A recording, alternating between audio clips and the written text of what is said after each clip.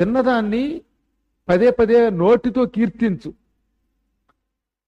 నోరు నవ్వంగా హరికీర్తినుడు ఊడేని అని ఎందుకన్నామంటే నోరు నొప్పి పుట్టేలా చెప్పాలన్నమాట. బాగా వద్దన్న చెప్పడమే. రైలు ఎక్కిన దగ్గర నుంచి దిగేదాకా వాడికి ఇష్టం ఉన్నా లేకపోయినా, వాడు విసుక్కున్నా సరే చెప్పేయి, ఏం పర్వాలా. నోరు నొప్పి పుట్టచ్చు, అవతల వాడికి ఆనందం కలిగచ్చు, కలగకపోవచ్చు, కానీ నీ ధర్మం ఇది, కీర్తనం.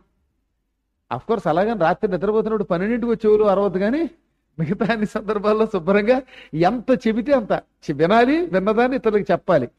మీకు ఒక రహస్యం చెప్పనా? విన్నదాని వల్ల వచ్చే ఫలితం కంటే ఇతరులకు చెప్పడం వల్ల వచ్చే ఫలితం 10 రెట్లు పెరుగుతుంది. ఆ తర్వాత లోపల లోపల మననం చేసుకోవడం వల్ల 1000 రెట్లు పెరుగుతుంది.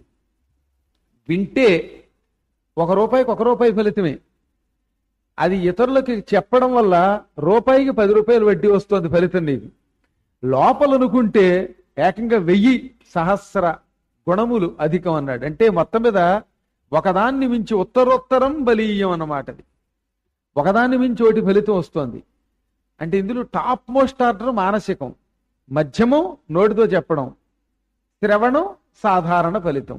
అలాగని శ్రవణం లేకపోతే మిగతావి లేవు, అది గుర్తుపెట్టుకోండి.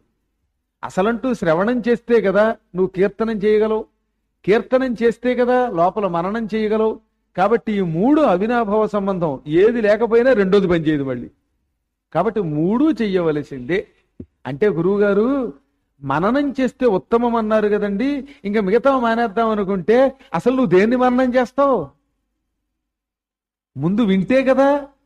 అందువల్ల విని తీరాలి.